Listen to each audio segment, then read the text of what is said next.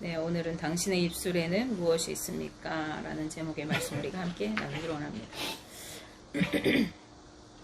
우리가 어떤 사람을 보고 저 사람은 어떤 사람일 것이다 라고 이렇게 평가하는 것들에는 무엇이 있을까요?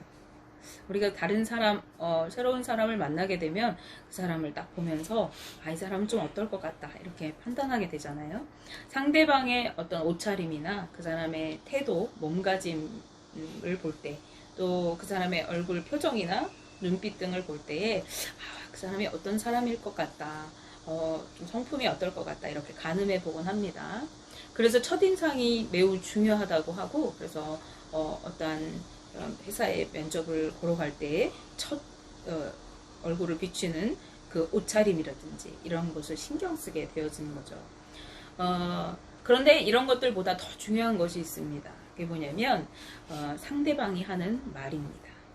그래서 입만 열면 확 깨는 사람이 있다고 이렇게 사람들이 얘기를 합니다. 겉모습은 그럴싸하게 보이는데 그 사람이 하는 말이 영 별로인 거예요.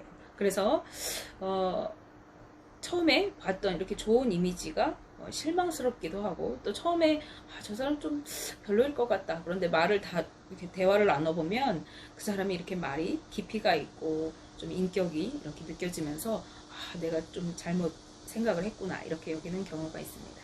오늘은 이 말에 대한 이야기를 해보고자 합니다.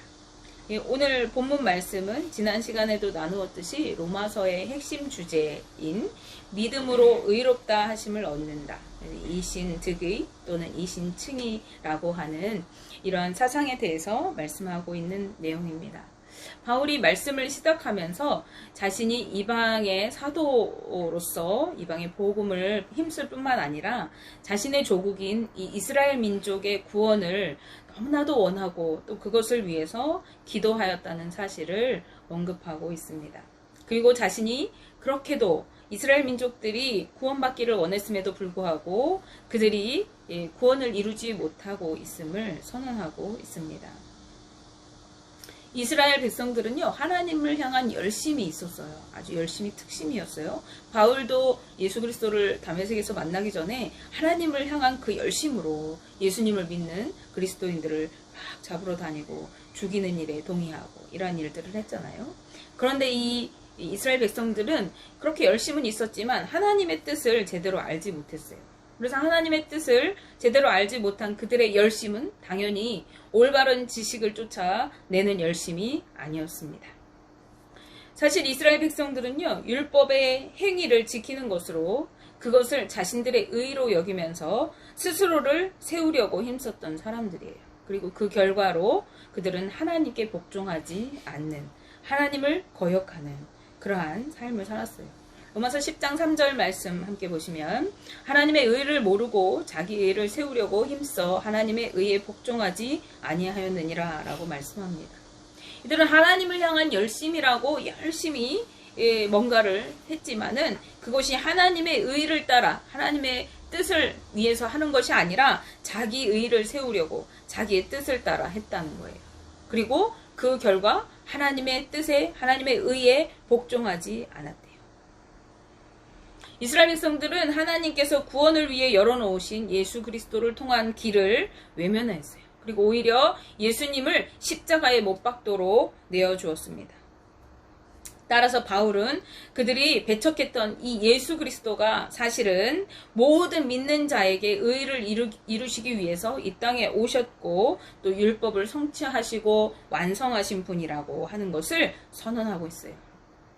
그리고 본질상 부패한 우리 인간들은 어떠한 행위로도, 어떠한 율법의 행위로도 도무지 의에 이를 수 없는 그러한 존재임을, 연약한 존재인 것을, 죄덩어리인 것을 이야기하면서, 그러나 누구든지 그 누구라도 헬라인이든지 유대인이든지 이방인이든지 하나님의 백성이라고 자칭하는 그들이든지 그 누구라도 예수 그리스도를 구주로 시인하면서 마음으로 믿을 때라야 구원에 이를 수 있다고 말씀하고 있습니다.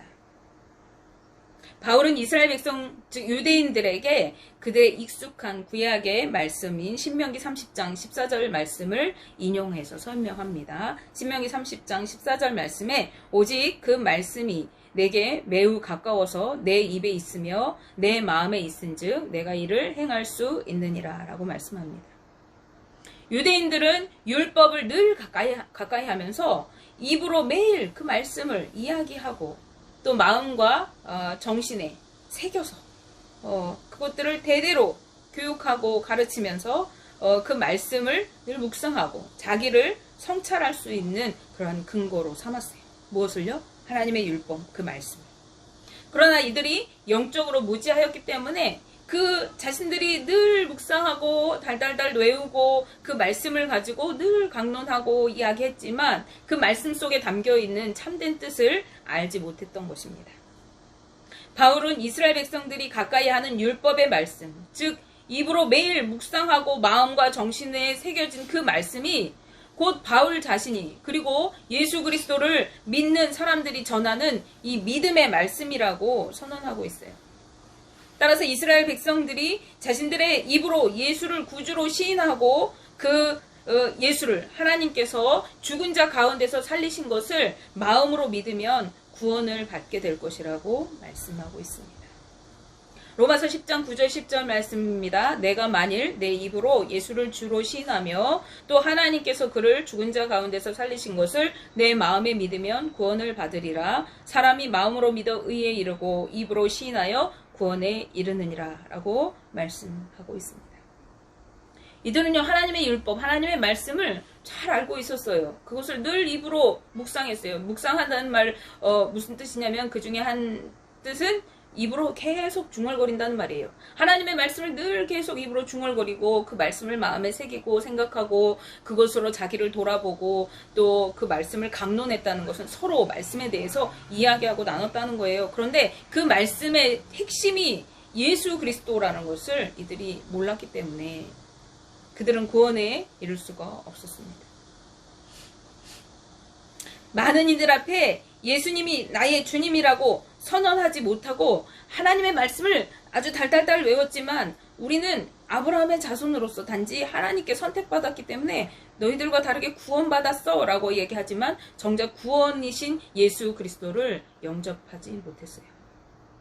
영적으로 무지하였기 때문에 말씀을 깨달아 알지 못했던 것입니다. 이스라엘 백성들이 매일 말했던 그 말 속에는 예수를 주로 시인한다는 것을 고백하는 그런 고백이 없었다는 것인데 그래서 이 바울이 예수님을 주로 너희가 고백하고 이 마음으로 부활하신 주님을 믿을 때라야 구원이 있다라고 얘기해요. 그런데요 이들이 사람들 앞에서 예수 그리스도를 주라고 시인하는 것은 공개적으로 자신이 그분께 속한 자라는 사실을 선포하는 것을 의미하는 것입니다. 쉬웠을까요? 어려웠을까요? 쉬웠을까요? 어려웠을까요? 많은 이들 앞에 예수님이 나의 주님이심을 선언하는 거예요. 당시 사람들에게 이 주라는 개념이 어떠한 개념인가를 알면은 우리가 이게 쉬운가 어려운 걸 알 수 있겠어요. 주라고 하는 이 단어를요, 당시 사람들이 여러 의미로 썼어요. 당시에 그냥 일반적으로 경의를 표할 때 누구누구 선생이요 라고 할 때 그냥 어떤 상대방을 높여서 무슨 선생님 이렇게 얘기할 때 그 호칭으로서 주라는 표현을 썼어요. 그리고 또 당시에는 황제 숭배 사상이 있었어요. 그래서 왕을 신격화하는 거예요. 신과 같은 존재로 여기는 거죠. 그래서 신격화된 그 황제를 통상적으로 부를 때 이 주라고 하는 칭호를 썼어요. 무슨 의미인지 알겠어요? 또 헬라의 여러 신들의 이름 앞에 주라는 이름을 붙여가지고 그 주라는 표현은 어떤 인간과는 다른 신적인 존재를 의미할 때 주라는 이 단어를 썼습니다. 그리고 이제 이 헬라어 성경으로 넘어와서 구약의 72년권을 헬라어로 번역한 성경에서는요, 유일하신 하나님을 지칭할 때에 이 주라는 표현을 썼습니다. 따라서 예수님을 주로 시인한다고 하는 것은 그분을 왕이나 어떤 신적인 존재, 그리고 더 나아가서는 하나님, 유일하신 하나님과 동일한 존재로 인정한다고 하는 선언인 거예요. 쉬웠을까요? 어려웠을까요? 어려웠겠죠. 이것은 자신의 삶의 가장 높은 자리를 예수님께 내어드리는 의미가 되기도 하는 것입니다. 따라서 예수님을 주로 고백하는 것은 그분의 신성과 주권을 인정하는 것이고, 그분만이 유일한 구주이심을 인정하는 그러한 신앙 고백이 되는 거예요. 따라서 이것은 황제를 신으로 섬겼던 로마의 문화에서 황제가 아닌 다른 예수라고 하는 사람을 주라고 신적인 어떤 존재로 표현하는 것은 그 황제에 대한 반역일 수가 있겠죠. 그리고 여호와 하나님만 유일한 하나님이십니다 라고 섬겼던 당시 이스라엘 유대주의의 문화 속에서는 하나님을 동격으로 보는 것이기 때문에 신성 모독죄가 되는 거예요. 그렇죠?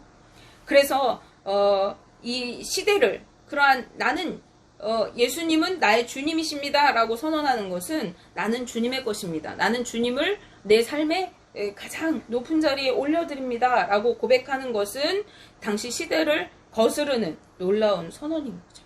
그래서 이것은 출교나 반역에 준할 수 있는 어떠한 죄를 덧입을 수 있는 그런 것이어서 많은 용기가 필요한 그러한 일이었을 것입니다.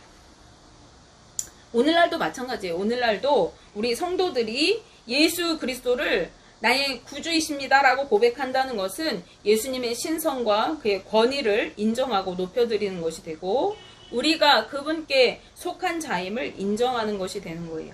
나는 주님께 속한 자입니다.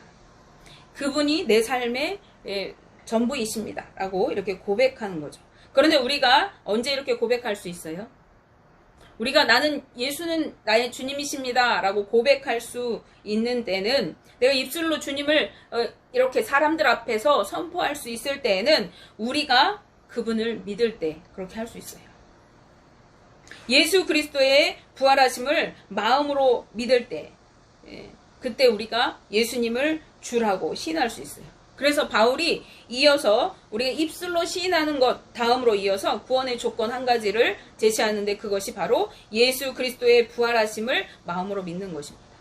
하나님께서 그분을 죽은 자 가운데서 살리셨음을 마음으로 온전히 믿어야 되는 거죠. 구원에 이를 수 있는 조건이 된다고 하는 것이에요. 두 가지입니다. 구원에 이를 수 있는 조건 두 가지 바울이 얘기한 것은 우리가 입으로 예수님을 주라고 만인 앞에 선언하는 거예요. 그 다음에 마음에 살아계신 예수님, 부활하신 예수님, 그 예수님을 죽음에서 건지신 하나님의 그 은혜를 믿는 거예요. 그래서 뭐가 먼저여야 돼요? 믿음이 먼저고 그 다음에 선포가 다음으로 이어지는 것입니다. 예수 그리스도께서 우리를 대속하시기 위해서 죽으셨을 뿐만 아니라 사망 권세를 이기시고 부활하셨음을 믿는 것은 하나님께서 그분을 살리심으로 우리에게 영원한 구원을 확증해 주셨다는 것을 믿는 것입니다. 이러한 믿음이 있을 때 우리는 담대히 입술로 고백하게 되는 거예요. 하나님께서 죽을 죄에서 나를 건져주셨다. 나는 이제 천국에 들어갈 소망을 갖게 되었다. 내 신분이 변화되었다라는 것을 내가 온 몸으로 믿을 때라야 나는 변화된 사람입니다. 나는 구원받았습니다. 라고 선언할 수 있는 겁니다. 이스라엘 백성들, 즉 유대인들은 다른 이방 민족들과 달리 무엇이 있었어요? 율법의 말씀을 가지고 있었어요. 그리고 예수 그리스도에 관해서 예언된 선지자의 수많은 글들도 그들에게 있었습니다. 따라서 그들은 예수 그리스도를 알 수 있는 충분한 기회가 얼마든지 있었어요. 그러나 이스라엘 백성들은 그리스도를 믿음으로 의에 이른다고 하는 이 복음의 진리를 믿지 못하고 외면하였어요. 그리고 어리석게도 영적으로 무지했던 이 이스라엘 민족들은 믿음으로 의롭게 되는 복음 대신에 율법을 지키는 자신들의 노력으로 의롭게 되려고 힘썼던 것입니다. 그 열심으로 살았던 거예요. 우리가 읽는 성경에는 일관되고 끊임없이 우리가 믿음으로 구원에 이르는 진리를 선포하고 있어요. 우리가 예수 그리스도를 믿음으로만 구원받을 수 있다고 성경이 누누이 누차 선언하고 우리에게 말씀합니다. 그러나 진리를 깨닫는 영적 분별력이 없을 때 우리는 성경을 아무리 읽고 아무리 수많은 설교를 듣는다고 해도 깨닫지 못하고 믿지 못하게 되는 거예요. 따라서 우리는 복음의 말씀을 통해서 진리를 깨달아 알 수 있기 위해서 우리에게 영적인 분별력을 주시도록, 그리고 지혜의 말씀으로 우리를 깨우쳐 주시도록 주님의 도우심을 구해야 하는 것입니다. 우리가 영적인 분별력을 갖는 것은, 우리가 지혜의 말씀으로, 지식의 말씀으로 성경 말씀을 깨달아 앉는 것은 성령의 은사예요. 그래서 하나님의 성령 우리에게 부어주실 때 그 말씀이 우리에게 깨달아지고 그것이 하나님의 뜻인지 하나님의 뜻과 관계없는 것인지 분별할 수 있게 되어지는 것입니다. 우리가 성령을 구하는 이유예요. 왜? 우리가 성령을 덧입어 살아갈 때, 내 안에 예수 그리스도께서 사실 때 우리가 하나님의 뜻을 올바르게 분별하고 그 뜻대로 살아갈 수 있게 되는 것입니다. 우리가 말씀을 온전히 믿을 때 말씀 속에서 주님이 경험되어지고 그 주님의 역사하심이 나의 온 마음으로, 온 삶으로, 온 인격으로 믿어질 때 우리는 담대히 예수님은 나의 주님이십니다 라고 입술로 고백할 수 있게 되는 것입니다. 성경에 등장하는 주님을 경험하고 만난 사람들은 담대히 그분을 증거하고 나타내었던 것을 우리가 볼 수 있습니다. 주님을 만나고 경험한 사람들, 구원받은 사람들은 이전과는 전혀 다른 삶으로 주님으로 인하여 구원받은 그 삶을 나타내고 자랑하면서 살아가게 되는 것입니다. 마태복음 9장 27절에서 31절 말씀에도 예수님을 만난 사람들이 등장하고 있는데, 이들은 이름도 없어요. 맹인들이었습니다. 이름을 알 수 없는 이 맹인들은요, 예수님이 지나가시는 그 길에서 다윗의 자손이여 우리를 불쌍히 여겨 주소서라고 외쳤습니다. 다윗의 자손이여 라고 외친 그들의 이 외침은 그들이 예수님을 구원자로, 메시아로 믿고 있었음을 의미하는 것입니다. 나를 구원해 줄 수 있는 분이 당신이십니다 라는 것이에요. 이스라엘 백성들에게는 다윗의 자손에게서 메시아가 날 것이라고 하는 메시아 대망 사상이 있었어요. 그것은 이사야를 비롯한 선지자들의 글에서 유래된 것들입니다. 따라서 그들의 외침은 당신만이 우리를 구원하실 수 있는 분이십니다. 당신이 우리의 구원자이십니다 라는 신앙 고백이었던 것입니다. 그들이 자신들의 믿음을 담아서 소리쳤을 때 예수님을 만나게 되었어요. 그리고 그들을 만난 예수님께서 물으셨습니다. 내가 능히 이 일을 할 줄을 믿느냐. 예수님을 믿었던 이들은 예수님의 이 물음에 대해서 망설임 없이 그렇다고 대답합니다. 그리고 이들의 고백을 들으신 예수님께서는 너희 믿음대로 되라 라고 하시면서 그들의 눈을 고쳐주셨어요. 키워드가 뭡니까? 믿음입니다. 내가 이 일을 할 줄로 너희가 믿느냐? 라고 물으셨을 때 예, 그렇습니다. 그들의 그 믿음의 고백을 통해서 너희 믿음대로 되라 라고 말씀하십니다. 이들은 어두운 세상에서 노인받게 되었습니다. 예수님으로 인하여 질병으로부터 구원을 누리게 된 것입니다. 이 맹인들이 구원을 얻게 된 것은, 그들의 눈을 뜨게 된 것은 스스로 어떠한 선한 일을 행해서가 아닙니다. 율법의 요구를 따라 행했기 때문이 아닙니다. 그저 믿음으로 주님의 이름을 불렀던 것이 전부였습니다. 믿음의 고백이 그들의 구원에 이르게 하는 것입니다. 그리고 눈이 밝아진 그들은 예수님께서 엄히 경고하시면서 삼가 아무에게도 알리지 말라고 말씀하셨지만 온 땅에 다니면서 자신을 구원받은 사실을 퍼뜨리고 다녔어요. 구원의 감격에 겨워서 그 기쁨을 이기지 못하며 만나는 사람마다 자신이 만난 주님을 전하고 증거하고 말할 수밖에 없었던 것입니다. 여기에 계신 여러분은 주님을 만나신 분들이죠. 주님의 구원을 맛보아 아시는 분들입니다. 맞습니까? 여러분은 주님을 온 인격을 통해서 온 마음을 다해서 만나셨습니까?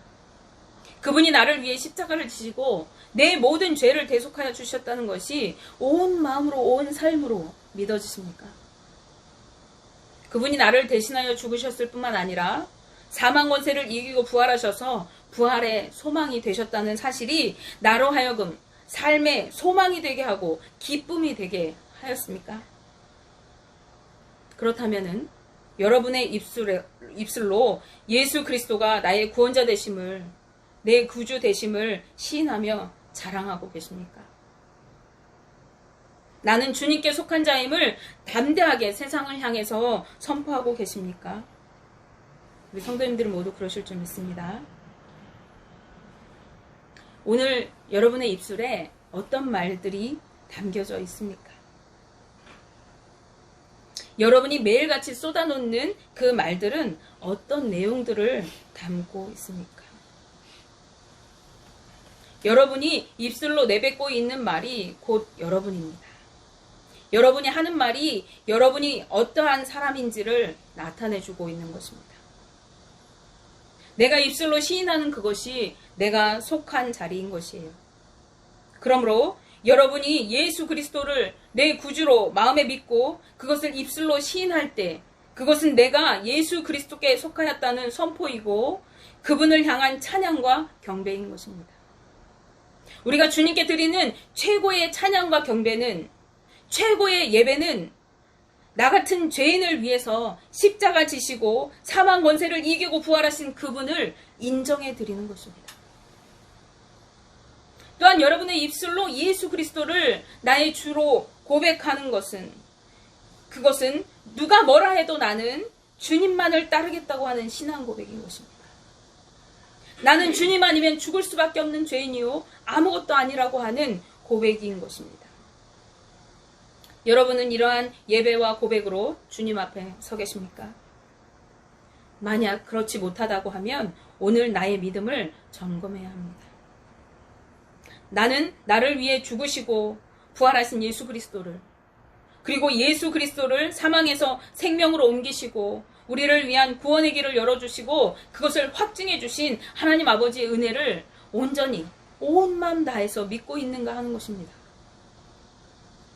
원하기는 우리 동성교회 성도님들 모두가 부활하신 그리스도, 그분을 통한 하나님의 무한하신 사랑을 온 마음과 삶으로 믿고 그리고 입술로 고백하며 주님을 경배하는 삶으로, 나는 주님께 속한 자라는 믿음의 고백으로 주님 앞에 겸손히 엎드리는 그러한 삶을 살아가게 되시기를 주님의 이름으로 축복합니다.